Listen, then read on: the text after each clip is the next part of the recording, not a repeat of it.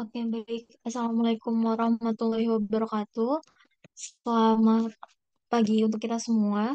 Perkenalkan kami dari kelompok 7. Mohon maaf, kami dari kelompok 3 dari kelas PLTB akan mempresentasikan hasil tugas kami, yaitu tugas tentang reklamasi lahan pasca tambang dengan judul Reklamasi Lahan Pasca Tambang di Desa Bukit Mulia dan Sumber Jaya, PT Akbar Mitra Jaya, Kabupaten Tanah Laut, Provinsi Kalimantan Selatan. Boleh tolong di next.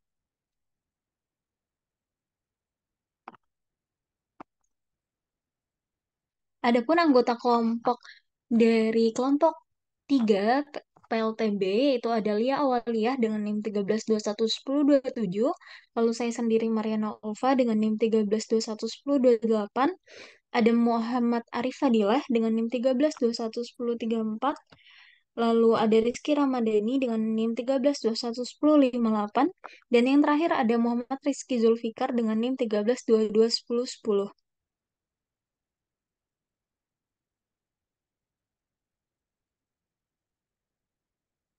Adapun outline pembahasan pada hari ini yaitu pertama ada pendahuluan, kedua ada dasar teori, ketiga ada metode penelitian, keempat pembahasan, dan kelima adalah kesimpulan.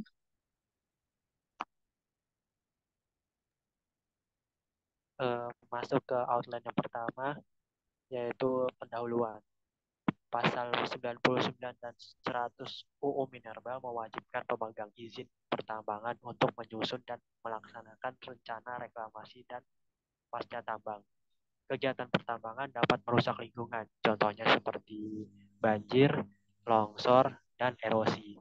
Nah, kegiatan pertambangan ini memerlukan tindakan reklamasi untuk mencegah kerusakan yang berkelanjutan. Reklamasi sebaiknya dilakukan secepat mungkin, bahkan sebelum penambangan selesai sepenuhnya. Contohnya dari PT Akbar Mitra Jaya menunjukkan upaya reklamasi dengan tujuan mengembalikan morfologi lahan dan revegetasi menggunakan kelapa sawit. Undang-undang yang dipakai adalah Undang-Undang Nomor 4 Tahun 2009 tentang Pertambangan Mineral dan Batu Bara atau UU Minerba serta Peraturan Pemerintah Republik Indonesia Nomor 78 Tahun 2010 tentang reklamasi dan pasca tambang.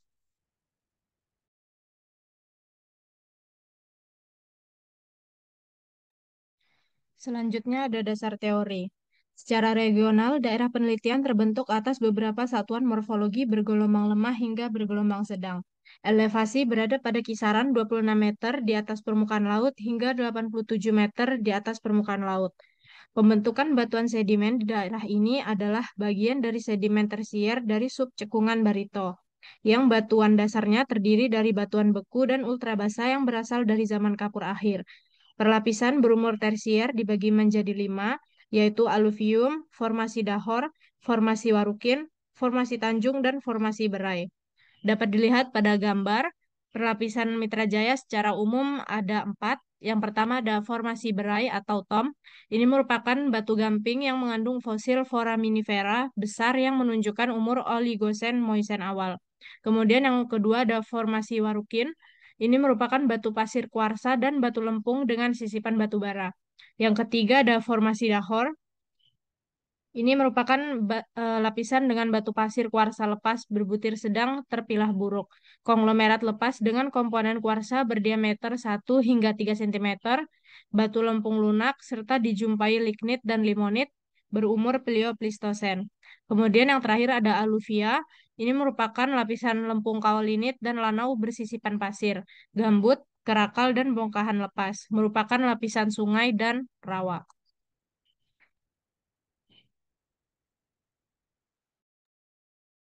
Baik, selanjutnya ada metode penelitian, di mana pada penelitian kali ini pengambilan data dilakukan dengan dua metode, yaitu secara langsung dan tidak langsung.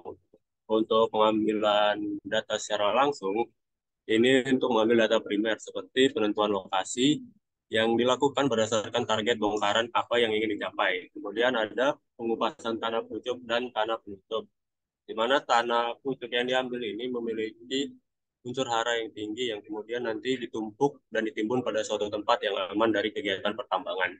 Selanjutnya ada melakukan penimbunan lahan atau backfilling, yang mana kegiatan ini bertujuan untuk memberikan lapisan penyubur sehingga memudahkan tanaman untuk tumbuh.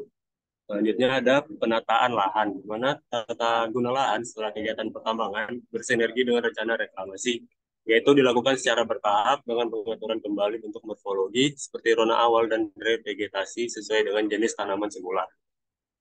Untuk pengambilan data secara tidak langsung yaitu data sekunder. Ini diambil dari penelitian-penelitian sebelumnya seperti menggunakan peta arah sebaran batu bara dan peta topografi seperti yang ada di gambar sini. Next.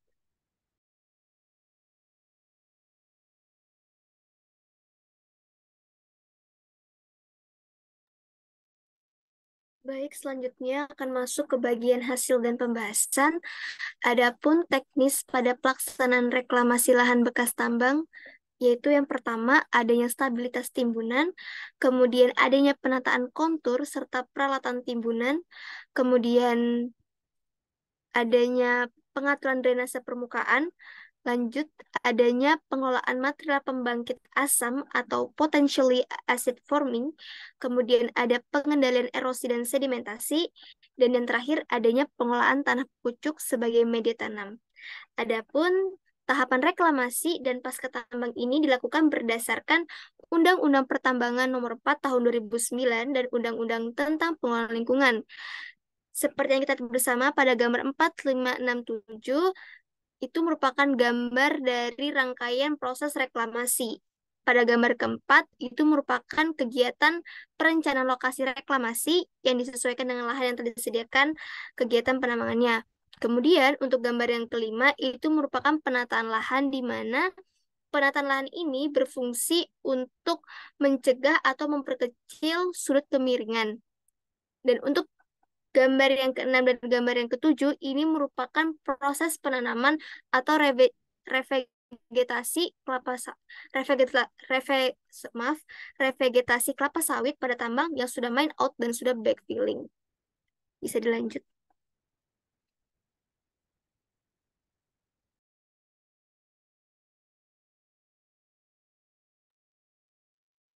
Boleh tolong di next slide? Soalnya belum terganti. Oke, baik. Nah, perlu diketahui bahwa di gambar 6 dan 7 sebelumnya itu dilakukan penanaman atau revegetasi kelapa sawit pada lahan tambang yang sudah mine out dan sudah backfilling. Nah, di gambar 8 ini kita bisa lihat bahwa penjagaan stabilitas lereng itu juga termasuk kepada penimbunan lokasi dan bukaan tambang yang diantaranya dengan melakukan pengupasan secara berjenjang atau membuat terasering. Jika bisa dilihat di gambar 8 ini, itu dilakukannya stabilitas lereng dengan cara pembuatan terasering agar mampu menahan kestabilan lereng dan kupasan yang memiliki kemiringan lerengnya itu sekitar lebih dari 40% atau bisa dikatakan dengan lereng terjal. Nah, untuk jika kemiringan lereng terjal dan arah kemiringannya ini berlawanan dengan arah kemiringan lapisan batuan, sehingga cukup dilakukan tindakan penghijauan dengan tanaman penutup tanah atau cover crop yang mampu memiliki sebaran akar yang luas dan kokoh. Nah, ini bisa dilihat detailnya di gambar 8, yaitu gambar stabilitas lereng. Nah, setelah dipaparkan sebelumnya tentang eh, urutan-urutan tahapan untuk melakukan reklamasi lahan, berikut adalah tabel kriteria keberhasilan kegiatan reklamasi pada PT Akbar Mitra Jaya. Oke, baik. Di sini pada tabel 1 itu kita bisa lihat bahwa kriteria keberhasilan kegiatan reklamasi pada tahun 2016. Contohnya di kegiatan reklamasi yang pertama, tahapan penataan lahan, itu ada banyak sekali objek kegiatan dengan salah satu parameternya adalah pH tanah. Nah, di mana standar keberhasilannya ini adalah pH tanahnya itu cukup baik dengan pH 5 sampai 6 dan juga ada pH tanah yang berukuran dengan besaran 4,5 sampai kurang dari 5. Sehingga untuk pH tanahnya itu bisa dikategorikan dalam kategori baik.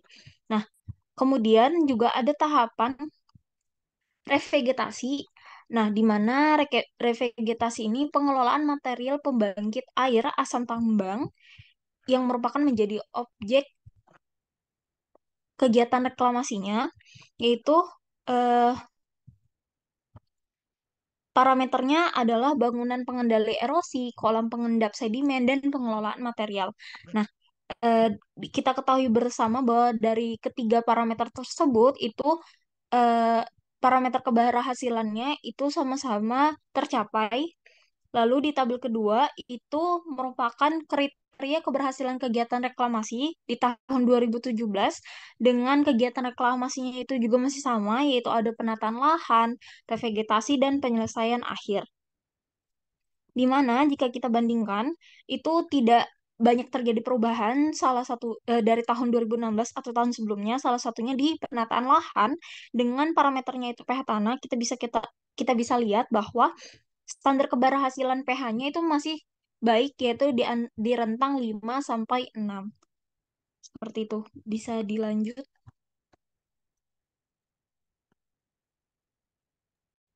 Jadi dari pembahasan yang sudah disampaikan didapatkan dua kesimpulan. Yang pertama adalah rencana reklamasi dilaksanakan pada tahun kedua karena sudah terdapat lahan bekas bukaan tambang atau pit. Pelaksanaan reklamasi yang akan dilakukan pada bekas bukaan tambang pada tahun 2016 yaitu sebesar 12,65 hektar. Sedangkan tahun 2017 hingga 2020 masing-masing sebesar 12 hektar per tahun.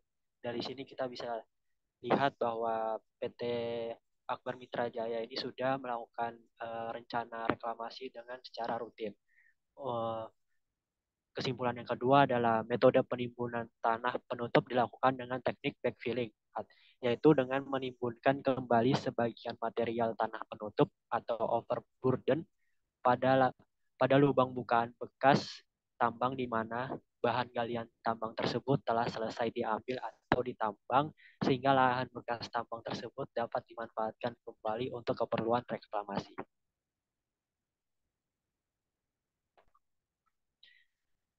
Cukup cukup sekian dan terima kasih. Jika ada kurang mohon dimaafkan. Saya tutup. Wassalamualaikum warahmatullahi wabarakatuh. Terima kasih.